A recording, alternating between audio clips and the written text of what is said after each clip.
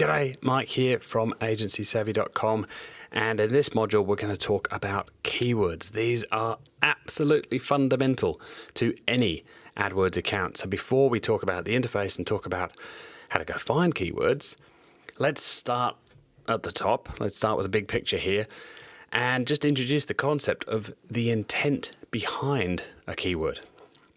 So there are research terms, and I'm going to suggest that when you're starting out with AdWords, you do not put research terms inside your account. You don't want to be paying money for that just yet. I did an audit for a guy's AdWords account this week. He's an IT provider in the States. I won't mention the name of the city, but he was bidding on a phrase like single word cloud and cloud computing.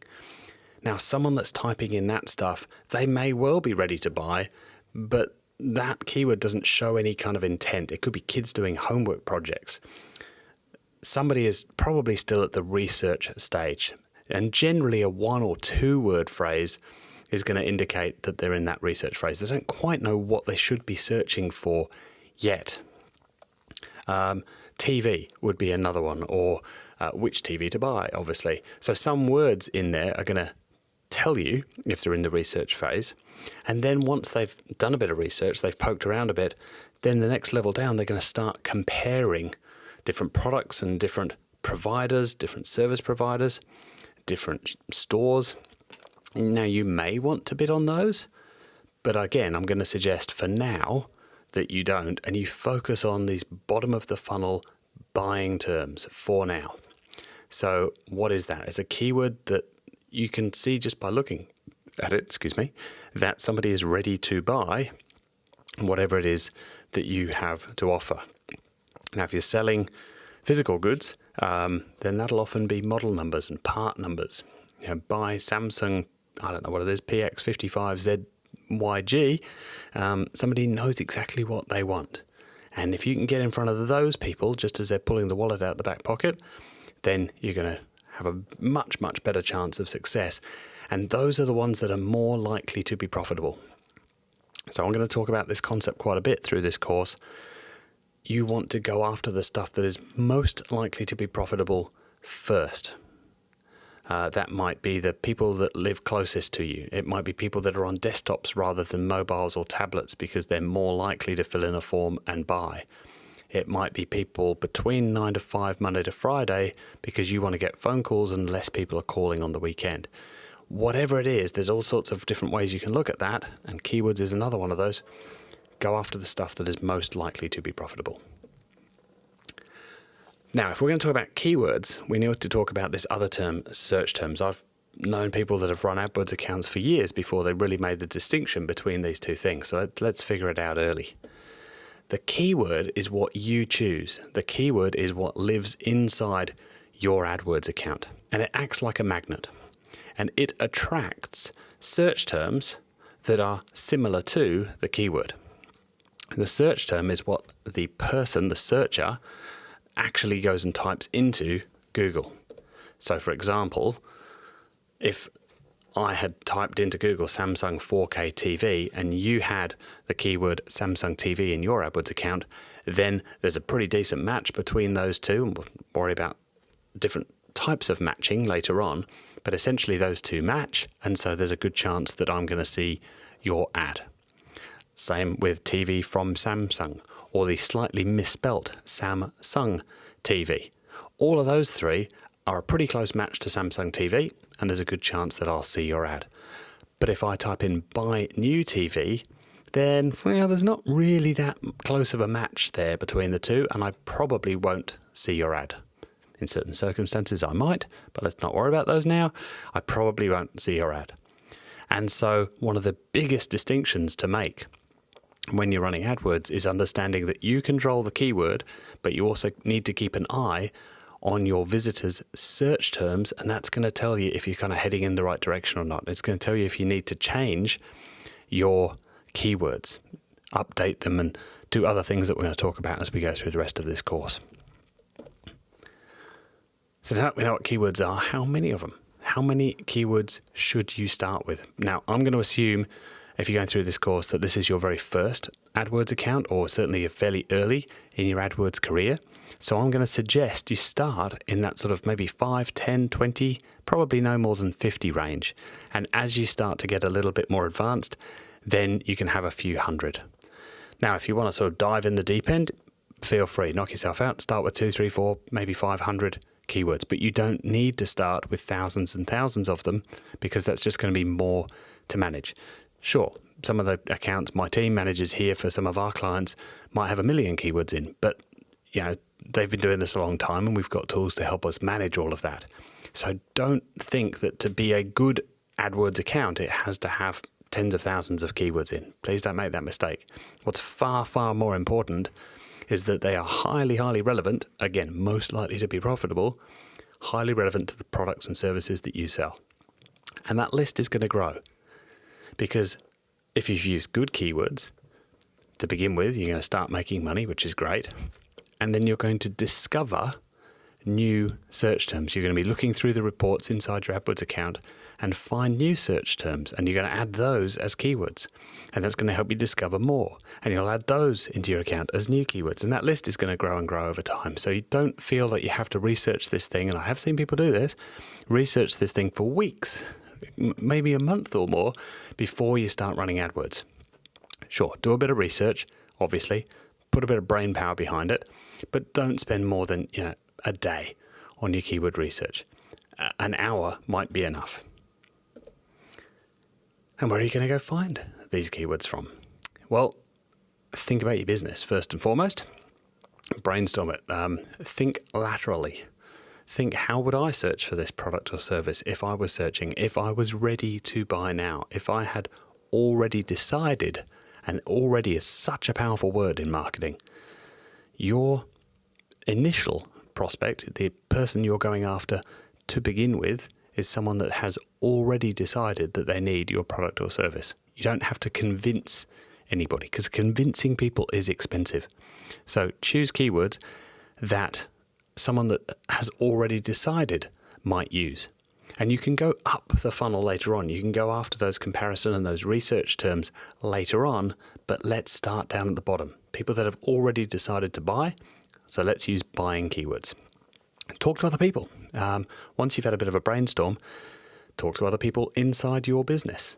Talk to your client. If you're doing this for a client, ask them, their customer service people. Talk to friends and family if you really need to. Talk to other people. Jump on a Facebook group that sort of specializes in paid traffic and ask some questions there. There's lots of places to go get help. Now, there's a tool that you'll find inside of Google AdWords. I'm not going to go into it in any detail at all in this course, but if you come and find me at agencysavvy.com, I've got about a half-hour video where I walk you through how to use this tool in great detail. Happy to give you a copy of that. Just find us at agencysavvy.com, get in touch, and I'll make that available to you. Now, there are paid spied tools, and I do see a lot of people when they start off using something like AdWords, they go and buy all of these things. And they go spend a bunch of money, and they're not very expensive, but one might be $100, another one might be $150 a month, this one might be $50 a month. You don't need to be spending the $100 or $500 a month on these things, certainly not when you start out. That can come later when you're running a big agency, and some of those tools can be fantastic, but you don't need them yet. So I'm not even going to name names on those. You don't need them yet. The Google Keyword Planner tool, if you can spend an hour playing with that and learn how to use that, you'll be golden. Now, if we're going to talk keywords, we need to talk about this thing called keyword match types. This is something that confuses a lot of people that are new to Google AdWords, and it really doesn't need to. Once you understand the meanings of these three words in front of you, exact, phrase, and broad match, then it will all make complete sense. And 2 minutes from now, that's where you're going to be. So exact match first. The exact match keyword is denoted with these square brackets that you see right at the top of the screen. So if we choose the exact match keyword of Samsung TV, and we tell Google, I only want the exact match keyword, Samsung TV, that tells Google only match to people that are typing in, remember the difference in keywords and search queries, only match to the search query which is exactly Samsung TV. If there are other words before or after Samsung TV, then it's not going to be a match. So Samsung 4K TV, with a new word in the middle there, isn't going to be a match. Cheap Samsung TV isn't going to be a match. Only the exact search query is an exact match to that keyword. Exact match keywords. So exact match are very powerful in a way in that you don't really need to worry about making mistakes. You know exactly who you're going to get to your website if you use exact match keywords. The downside is it's a little bit limiting. So you need more and more keywords in order to get more people to your website, in order to get more people seeing your ad. So the next level down, if you like, is phrase match keywords. Now, phrase match is denoted with the double quotes around the keyword that you see at the top there. So quote Samsung TV quote. That says to Google, this is a phrase match keyword. I only want to match, Google, I only want you to match me to people that are searching for a search query that contains the phrase Samsung TV, which means these words have to be in that order with nothing in between them, but they can have other words before and or after. So Samsung TV is a match. Yes, it is exactly the same, but it also contains the phrase. It doesn't contain anything else, but it contains the phrase Samsung TV. And cheap Samsung TV also has the phrase Samsung TV in. So yes, that's a match. And then your ad is eligible to show. Now, Samsung 4K TV obviously is not a match for that phrase because the phrase, those two words in that order, together with nothing in between them, the phrase Samsung TV does not appear in Samsung 4K TV, nor does it appear in the single word Samsung. And so the bottom two examples there, your ad would not show for. So this, again, gets a little bit broader than exact match. So you don't have to have every single keyword in your account, but there are still some potentially relevant search queries that you're not going to show up for. And that's why some people will then run ads or let's say put keywords in the account that are broad match keywords. Now this is the default. If you don't understand match types, when you start typing keywords into your AdWords account, this is what they're going to be. They're going to be broad. Now the danger of this is Google now has a lot of leeway to go and show your ads wherever it wants. So if you have the broad match keyword of Samsung TV, it will match all kinds of stuff. Samsung TVs, cheap Samsung TV, possibly something like Samsung remote control, because Google's going to think, oh, well, that's kind of connected to Samsung TV. It's broadly related, hence broad match keyword. Broadly related, yeah, go on then. I'll show your ad and I'll charge you another couple of bucks. Thanks for coming. Now, Samsung phone, hopefully it's not going to show for that because that's a little bit too far away from the original intent that we had here of Samsung TV. And what's meant to happen is that the words inside your keywords, so Samsung and TV, are meant to be inside the search query, but Google does allow a little bit of latitude here and sometimes quite a lot of latitude, and it will show for things like Samsung remote control. I once audited an account that had the what was the keyword? I'll get this the right way round. I think the keyword was Verizon, that someone was bidding on a competitor term. This wasn't Verizon's account, but someone was bidding on the keyword Verizon. They'd spent about 30 grand on it over the past 6 months, I think it was.